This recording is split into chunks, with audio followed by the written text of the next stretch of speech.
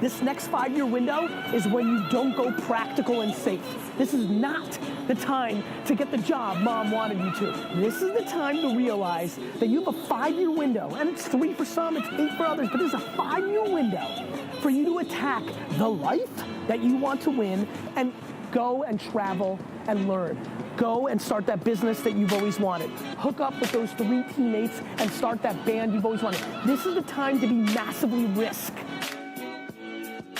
Hello guys, I'm here with Stephanie Crespin from StyleTribute. So we're gonna start a new podcast. So could you please introduce yourself and describe who and what is your career and what did you do before? So I'm an entrepreneur, obviously. I'm Belgian and French. I was born in Japan. Previously to starting StyleTribute, I was working at Procter Gamble, big FMCG. I'm a mother of 2 boys, so a single girl in the family.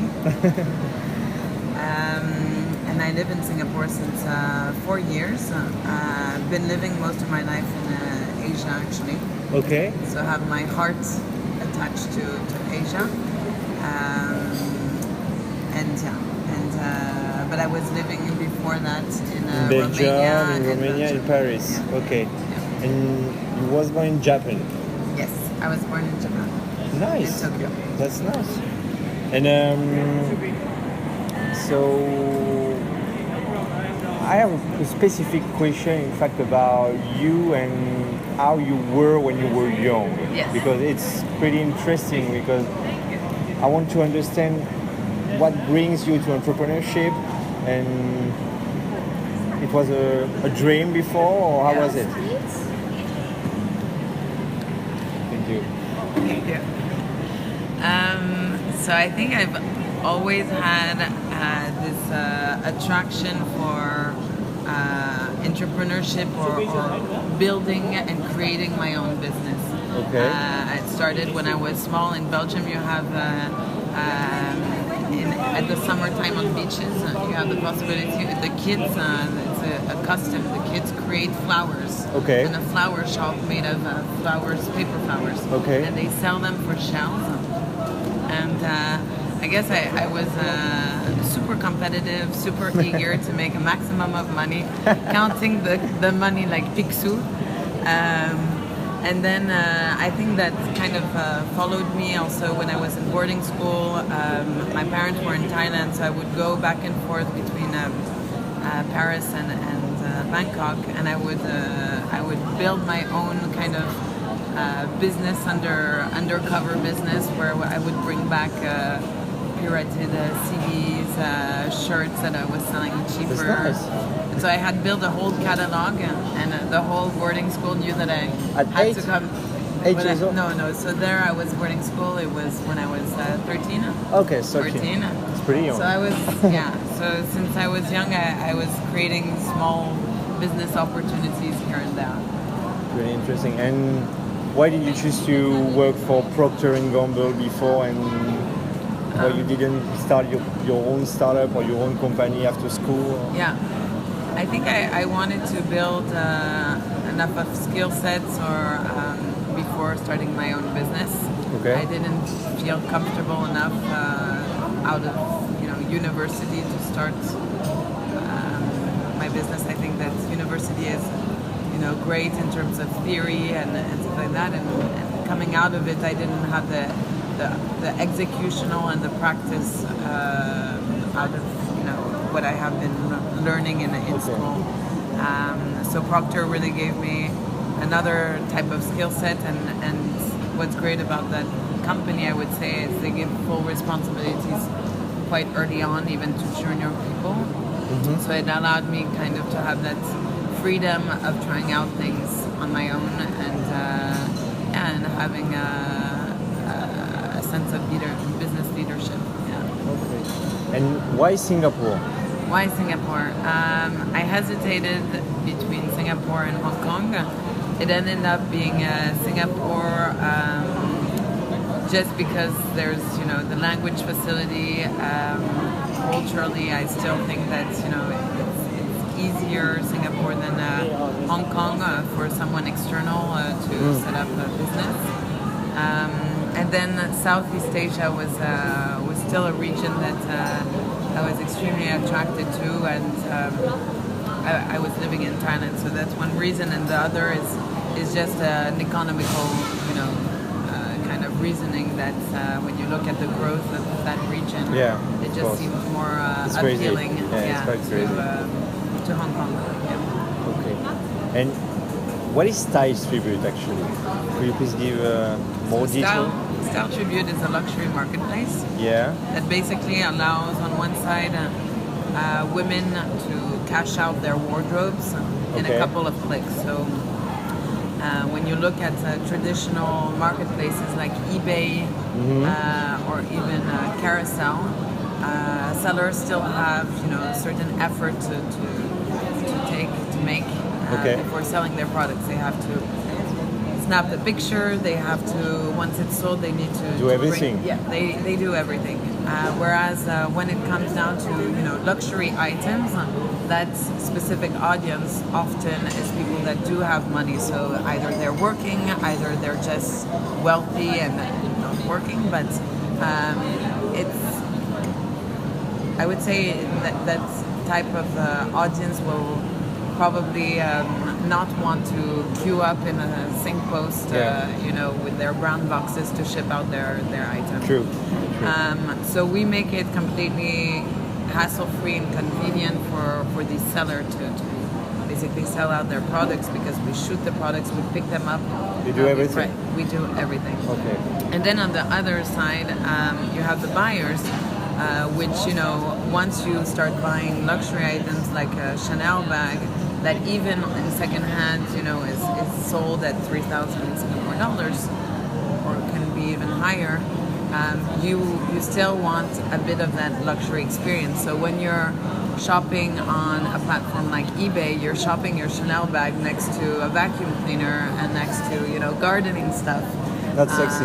So you're not bringing to life kind of that small taste of luxury experience.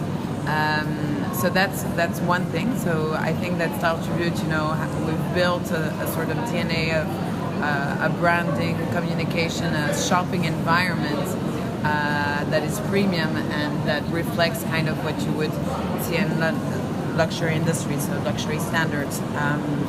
And then the other reason is that you don't have in those traditional marketplaces, that are huge and horizontal and with all those categories, you don't have a specific expertise to the luxury industry. So you don't have, first of all, the guarantee that what you're buying is going to be authentic. So for the buyers, we bring that service on top, is that since all the items pass through us, we authenticate the items and we bring that level of security that they won't have on other marketplaces. And believe me, it's still quite high, the counterfeit. Okay. And so you launched 5 years ago, roughly? 4 years. 4 years ago, okay. So I started working on it a bit previously to that, so when we did the incorporation, but so we're actually, this is the month of the anniversary, so it's 4 years. Congratulations. Thank you. So it's gone extremely quickly. I can't believe actually that it's been already 4 years. It's a bit creepy. Yeah. And I want to understand, how was your first year at StyleTribute when you created? Yeah. So my first year was an apartment filled with clothing. Fighting with my husband because racks of clothes would fall over on top of our heads when we were sleeping. There was no more room in the apartment. It was literally like stacked up with the items. It was a lot of compromises in terms of lifestyle, both coming from a corporate life. I had the chance and the big, luck of having a husband that kept his job, and so brought the bread on the table at every meal, which is not always the case for all entrepreneurs. So I think I was very lucky in that sense. to have that safety net. But even so, I mean, it's still a lot of compromise and eating a lot of pasta and saying no to a lot of, nights out and trips and, the lifestyle that we used to have before. And the first year, I mean, was super exciting. I mean, I was still in that hype of not yet having had enough bumpy roads ahead to, have the difficult. Every time I read those testimonials about entrepreneurs that talked about how long the journey was and that it was a lot of resilience and persistence, I didn't relate to it because I was so passionate and I didn't live through the hard times yet. And the first year I would say is the easiest because you've had the easiest? Not the easiest, but in for me it was in the sense that I was still fresh and full of motivation and it wasn't enough of the more down the road you go, the more the cost of opportunity of your time, of your sweat, of your blood increases, right? Okay. So after 4 years, when you had also 2 children, so rough patches and rough moments, and at times where you thought the company would die, moments that were difficult with employees, those rough moments that all entrepreneurs will go through, you don't have them, you haven't gone through them in your first year, or at least in the beginning of your startup. You're just full of excitement, of hope, and of faith, right? You haven't lived the dips of losing that faith and having to pick yourself up and go back to war, right? So for me, the first year was amazing. I loved it because I was just the sky is the limit, right? After a couple of years, you start seeing things a bit differently. I'm not saying that you lose face or anything. I think that's, one of your question was what makes it an entrepreneur successful. I do think that it's the faith, the persistence, the determination, the resilience, and that competitive spirit, right? If you don't have that, you'll never make it to the end. And I think that's what you probably need to mature and go through, is understanding that entrepreneurship is a journey, because the first year it's super exciting, and then after that, I mean, for certain it's after 2 years, for certain it's after 6 months, you'll go through some rough patches, and it's at that moment that you realize that you need to go through them, and you'll get other ones, and you'll need to go through those ones. And you start realizing that it's going to be all your life this way, so you better like it, right? Yeah, and enjoy it. I heard that when you create a company, most of the time, if you are a 12 person, you sign for 10 years, maybe more. So yeah, exactly. 10 years. So if you're, having gray hair and,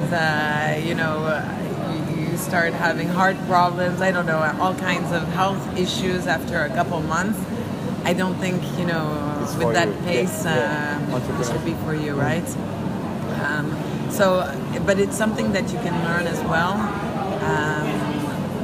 I think it was a learning path for me to mentally,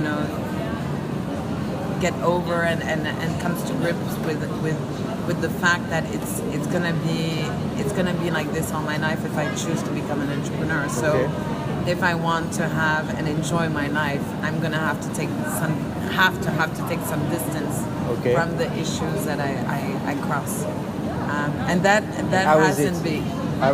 hasn't been easy. So I think this year was clearly a kind of turning point for me. Okay. Why? I've been reading a lot. I think it's because the third year was probably my most difficult year. Okay. Actually, my second and third. So I think where I really touched my limits was I was pregnant with my first son I was going to deliver. So I had just, actually the story is even longer than that. I had just participated in a contest for $1 million to gain $1 million. And it was sponsored by some of the biggest VCs of Singapore. I won the competition. Congrats. Thought, yes, was super happy, was amazingly relieved. Because I was starting, the bank account was really drying up. Okay. And I had a very couple of weeks, not of weeks, but a couple of months in front of me, right? Good. And I was pregnant and ready to deliver a couple of months later, so more or less when I was going to be bankrupt. Okay. So I win this competition, and I'm relieved, and I really think that it's the solutions to all my issues. But to discover a couple of weeks later that actually the investor and the promoter of the competition has invested in my competition, and so like competitors. Okay. And that actually there's a conflict of interest, and they're backing out of the deal. Really? With asterisks and the fact that it was up to 1 million, etc. Okay.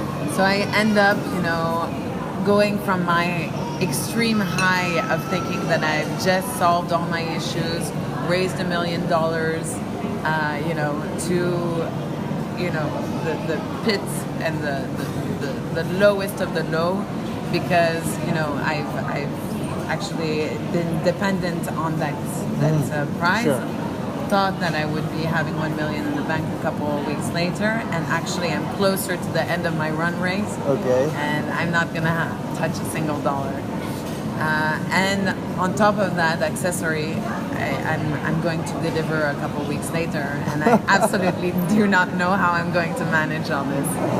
So I end up, and that's the beauty of entrepreneurship is when you're really that determined. You basically create your own fate with how much the level of motivation and level of determination that you have, and you really take out rabbits from your black hat, right? So what did you do? So I was still looking at meeting investors, and one investor finally pulled through, and the day I delivered is the day that I received my convertible note. So it was a certain amount of that was the equivalent of 10 months of run rate. Good. On the bank account. The day I was, pushing my first son out, I received the OCBC SMS with the amount that had been transferred to the bank account. So I think that was probably one of the most intense experience, going from 1 million, thinking I would get 1 million to nothing, to finally achieving that amount. That's nice. At the day of my delivery, yeah. That's really nice. Yeah. So what is your daily routine as a CEO? After 4 years, what is your daily routine? So I think my routines have changed over time.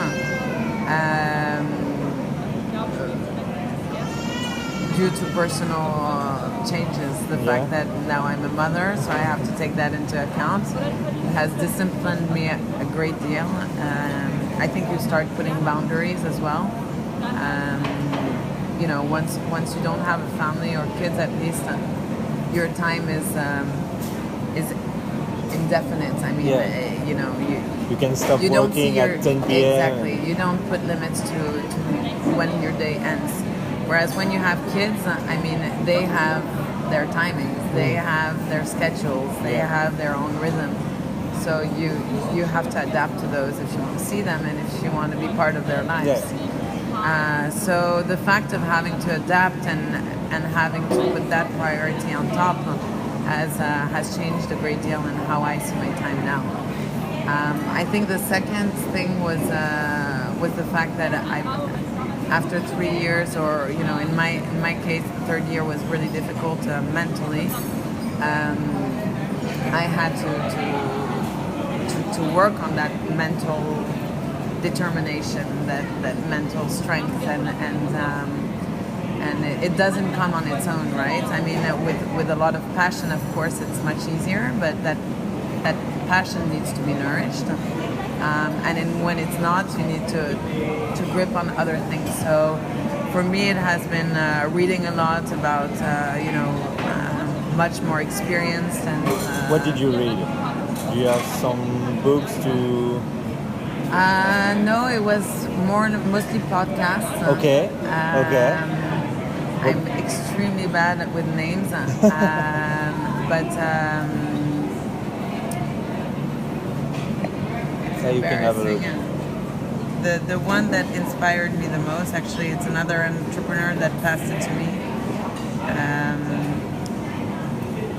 Javi Kant, but let me find his name.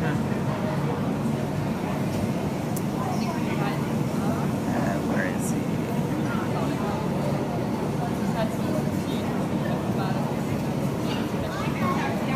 Yeah. So it's Naval Ravikant. Okay. Yeah. And he talks about, all this.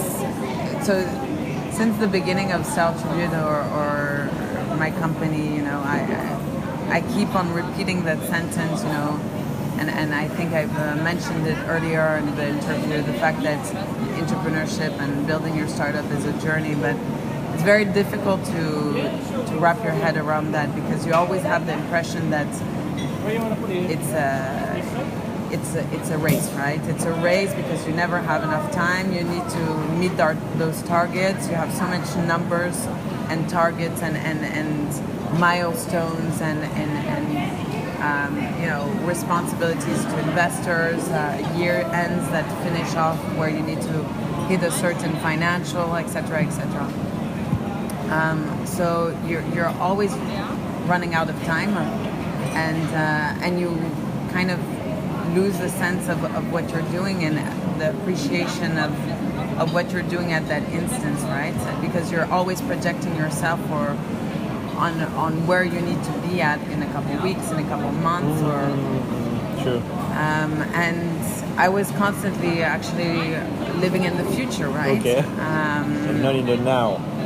Yeah, and the fact of having to live the journey and live it now is something that I could talk about, but I couldn't execute, right? Okay.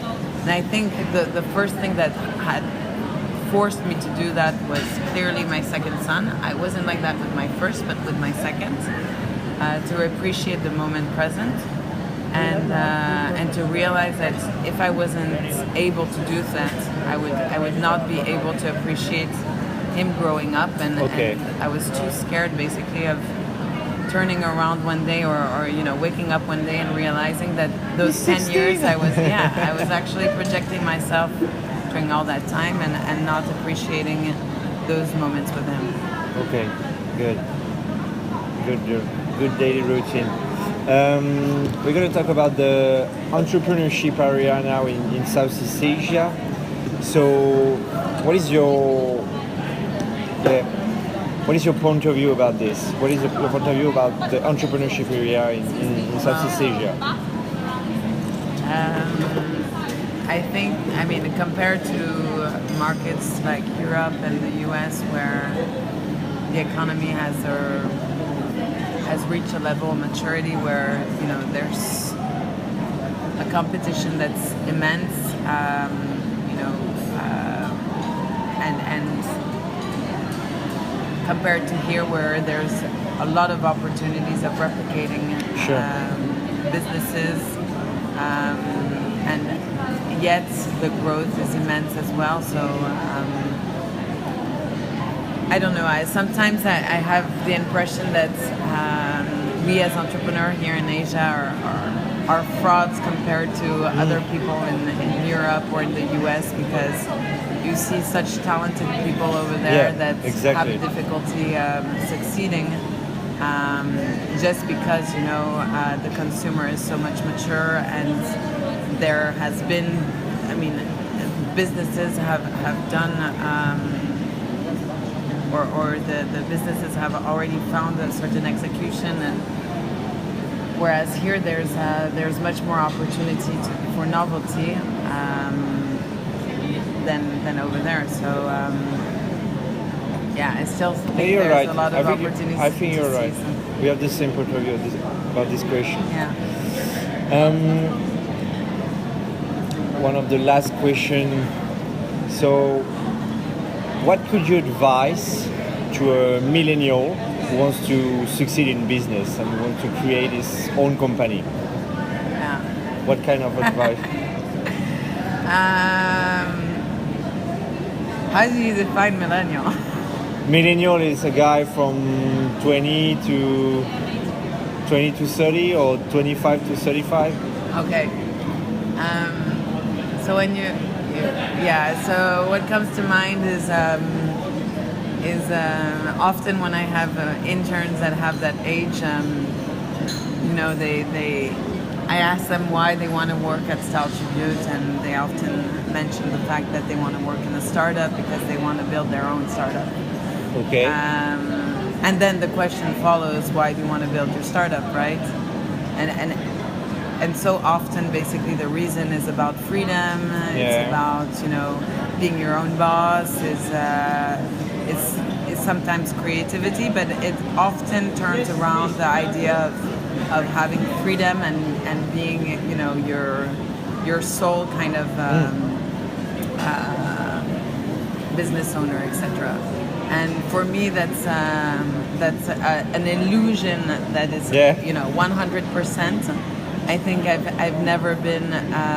You have a lot of freedom in the sense that, of course, you get that freedom of creativity that's immense, and that's what I love about it. But in terms of freedom, in terms of lifestyle, in terms of hours of work, in terms of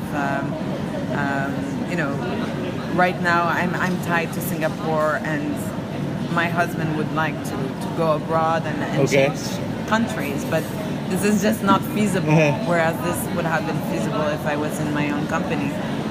So you're tied and you're married to your business.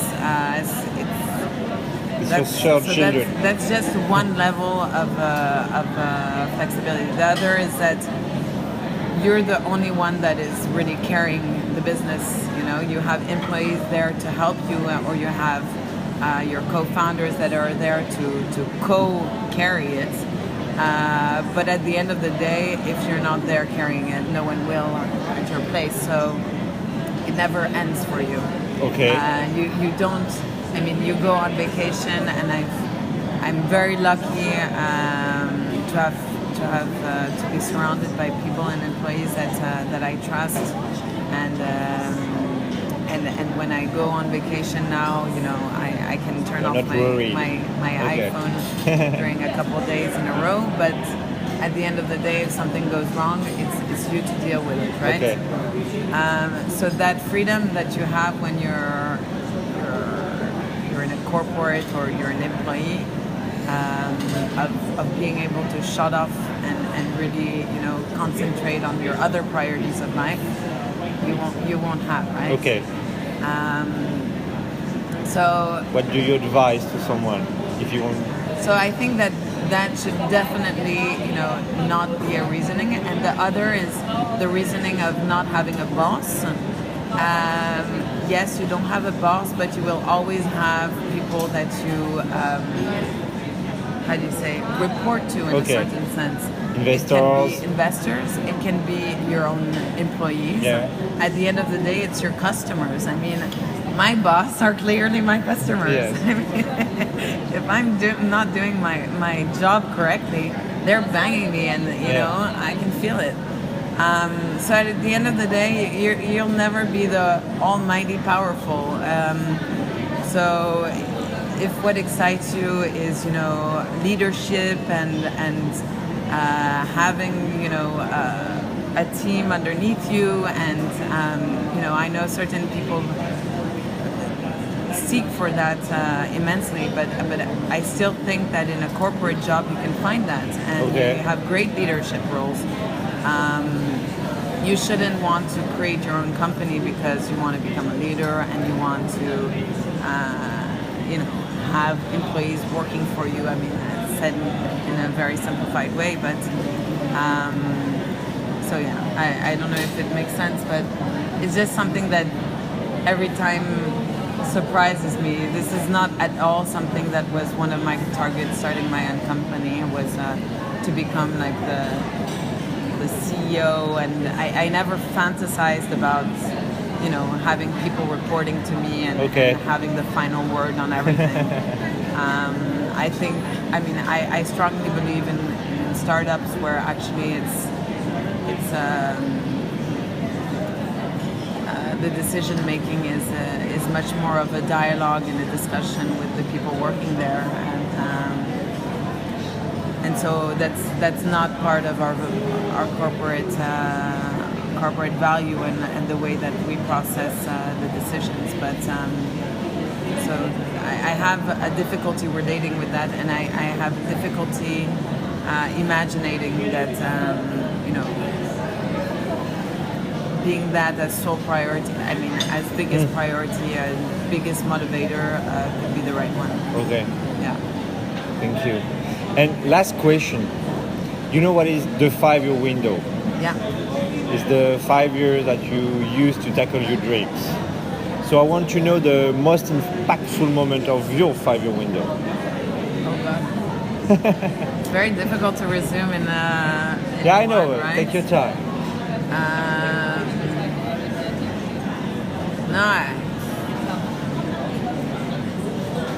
One good moment. Something. I think it sounds very generic, but I think my most I would say not important, but the one that really marked my small and modest history as entrepreneur is the day where others started trusting me, right? Okay. So you have an idea, you're passionate about it, you have faith that you will succeed, but and you have your mother, your grandma, and your boyfriend saying that you're a genius. But the day where there's strangers that actually are putting money, or people that have strong backgrounds and that you find smart decide to make a compromise on their own salaries and join you. That's a great moment. Okay. And at that time you said, okay, we need to go. We have to go. So it's not at that moment, but I guess it's I read that corny quote on Instagram. Sometimes you have those posts about entrepreneurial masturbation, anyways. Something where when you're the only one dreaming, it can continue as a dream, whereas when others start believing in it, it becomes more reality. I don't remember how the quote went, but it's really that it becomes much more concrete once others start believing in your idea and start committing as well, sacrificing for it and joining forces for you. Alone you're just crazy and passionate multitasking dreamer, right? Whereas when you have people that are actually funding you and actually joining your team, you might have a start of a business. So I mean, there's a lot of people that go through that long stage of being alone and they end up succeeding, but the fact of switching from one to the other is a great moment. Okay. Yeah, from single believer to even just one other person, it's enough, right? Yeah. That's nice. So the seed round was an important moment, I would say, and my first employees, other than just interns that I was exploiting. Okay. So that was another great moment. Yeah. That's nice. Thank you so much, Stephanie. Yeah. Thank you so much. Thank you. To you, and yeah. Thank you. Boy, If you're lucky enough to be graduating today with not a fucking idea of what you're gonna do with your future, nobody's ever been luckier than you. Please recognize it.